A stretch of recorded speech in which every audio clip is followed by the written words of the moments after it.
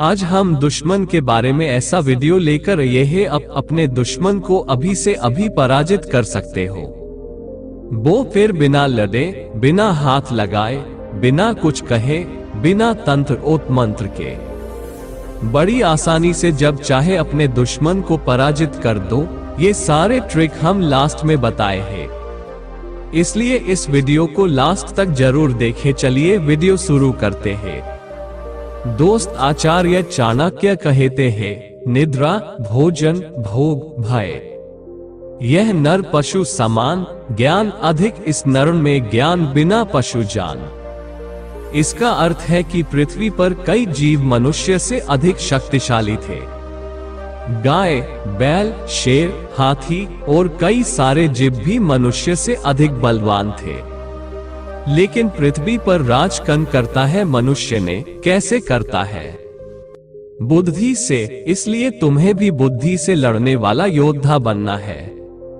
जैसे तुम्हारी नाम सुनते ही दुश्मन का जान निकाल जाए। इसलिए यदि तुम अपने लक्ष्य को पूरी एकाग्रता से प्राप्त करना चाहोगे तो आत्मिक बल वो कर दिखाता है, जो कि साधारण लोगों को यह असंभव लगता है। यदि तुम एकाग्रचित हो सको तो अपने शरीर के साथ साथ अपने मन पर भी अधिकार कर लो। ऐसे करने से एक साधारण शरीर भी असाधारण कार्य कर सकता है, चाहे जितनी पीड़ा हो। यदि तुम्हारा मन उस पीड़ा को माने ही ना तो इतिहास में ऐसे कई वीरों के विवरण हैं, जिनका सर धड़ से अलग हो गया, परंतु वो युद्ध में लड़ते रहे, रक्त की अंतिम बूंद तक लड़ते रहे। युद्ध काल में सबसे मूल्यवान नीति होती है सूचनाएं और जानकारी। शत्रु पक्ष की सूचनाएं और जानकारियां हमें बहुत कुछ बता सकती है, और जब हम इन्हें प्राप्त कर लेते हैं तो ये हमारी व्यू रचना को बल ही नहीं देती, आधार भी देती और उन्हें तार भी देती है। सामरिक महत्व की असरदार सूचनाओं के बल पर बड़े से बड़े युद्धों के परिणाम बदल जाते हैं। युद्ध में शत्रु को सावधान और निश्चिंत करने से बड़ा कोई शस्त्र नहीं। इसलिए युद्ध जीतने के लिए युद्ध काल में ही शत्रु को विश्वास दिला दो कि वास्तव में युद्ध वही जीत रहा है, वही सर्वशक्तिमान है। आप ऐसे करने से आपका दुश्मन निश्चिंत हो जाता है, उसके लड़ने की भूख शांत हो जाती है। ऐसे समय में उस पर आक्रमण करके उसे सदा के लिए धराशायी किया जा सकता है। सदैव याद रखो, युद्ध कला को मुख्य 5 तत्व नियंत्रित करते हैं: स्वर्ग या भाग्य, धरती या कर, सेना संचालन विधि एवं अनुशासन, और इन सबसे ऊपर सबसे महत्वपूर्ण है नैतिक नियम। नैतिक नियम वो नियम होता है जिसमें प्रभाव और विश्वास के कारण प्रजा अपने राजा के प्रति प्रतिबद्ध रहती है। राजा के प्रति यह प्रतिबद्धता एक ऐसा नैतिक चाल होता है जिसमें उलझा कर आप जनता से जो चाहे करवा सकते हैं। आप जनता को आके जाल में इस नैतिकता से उलझा सकते हैं, जबकि वास्तविकता में आशा हो ही ना, आप इस नैतिक जाल की सहायता से जनता को आशा ना होते हुए भी यह विश्वास दिला सकते हैं कि आशा है।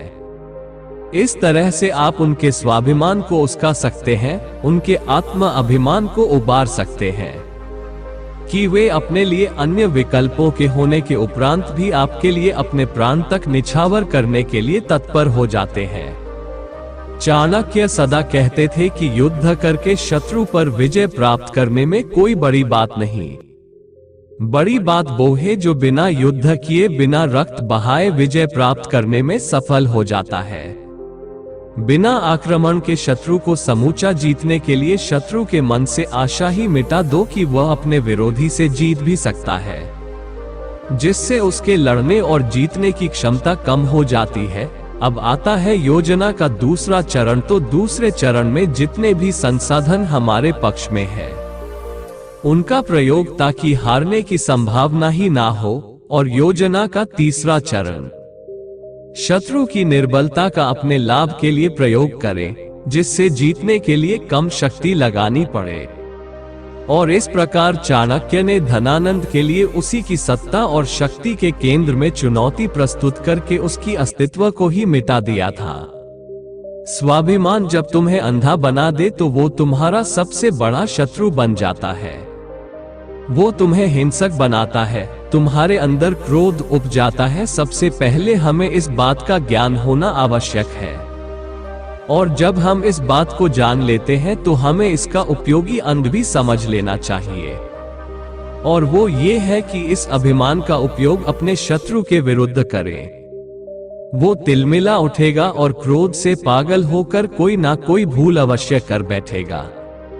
युद्ध कौशल युद्ध नीति का प्रतिबिंब है। युद्ध नीति युद्ध के लिए यथोचित युद्ध योजनाओं के लिए निर्माण का आधार होती है।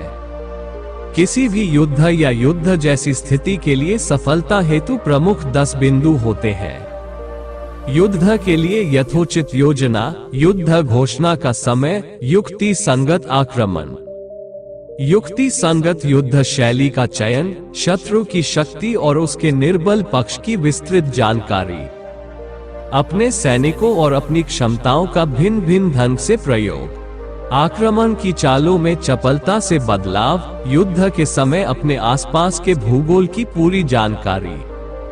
और इन 9 बिंदुओं से भी अधिक महत्वपूर्ण है, हर युद्ध किसी ना किसी प्रकार के छल या छन पर आधारित होता है। यदि तुमने अपने के विरुद्ध एक अच्छी योजना बनाई तो यह मान के चलो उसने भी तुम्हारे विरुद्ध उससे भी अच्छी योजना बनाई है। युद्ध में वही योद्धा सफल हो पाता है जो अपने शत्रु की सभी योजनाओं को भांप लेता है और फिर उत्कृष्ट छंद बना पाता है। जैसे जब तुम आक्रमण करने वाले हो तो शत्रु को लगना चाहिए कि तुम अभी आक्रमण की स्थिति में नहीं हो। जब शक्ति का प्रयोग करने वाले हो तो शत्रु को लगे कि तुम निष्क्रिय हो।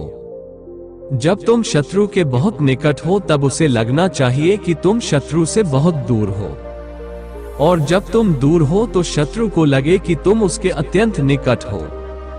शत्रु से अपनी सही स्थिति छिपाकर छल से उसे अव्यवस्थित करो, और शत्रु जब अस्थिर हो उस पर वार करके उसे कुचल दो। चाणक्य कहते हैं, मैं किसी युद्ध में उलझना नहीं चाहता हूँ, किंतु मगध जैसे साम्राज्य में यदि हम उनसे बिना लड़े अपने आप को बचा नहीं पाए, ऐसे में मगध से सीधे युद्ध के अतिरिक्त हमारे समक्ष और कोई विकल्प नहीं बचता।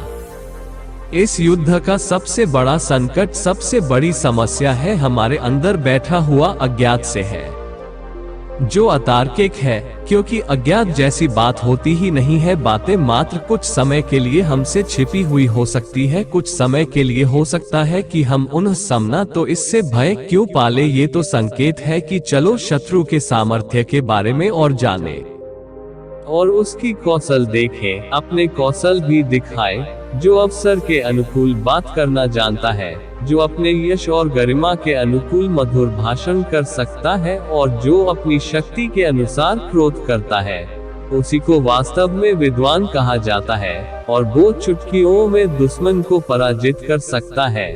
व्यक्ति को अवसर के अनुकूल ही वाक्यों का प्रयोग करना चाहिए, और उस समय इस बात का सदैव ध्यान रखना चाहिए कि इससे प्रतिष्ठा बढ़ेगी अथवा घटेगी। जो व्यक्ति समय के अनुकूल बात नहीं करता, जिसे अपने मान अपमान का कोई ज्ञान नहीं, या जो प्रिय भाषण अथवा मधुर भाषण करना नहीं जानता, वह मूर्ख है। जो व्यक्ति समय के अनुरूप बात करता है, अपनी शक्ति के अनुसार क्रोध करता है, वही पंडित अथवा सब कुछ जानने वाला विद्वान है। दोस्त, अपना कीमती समय देने के लिए धन्यवाद। आज के लिए इतना ही। वीडियो अच्छा लगा तो शेयर, सब्सक्राइब, लाइक जरूर करें। फिर मिलेंगे अगले वीडियो में।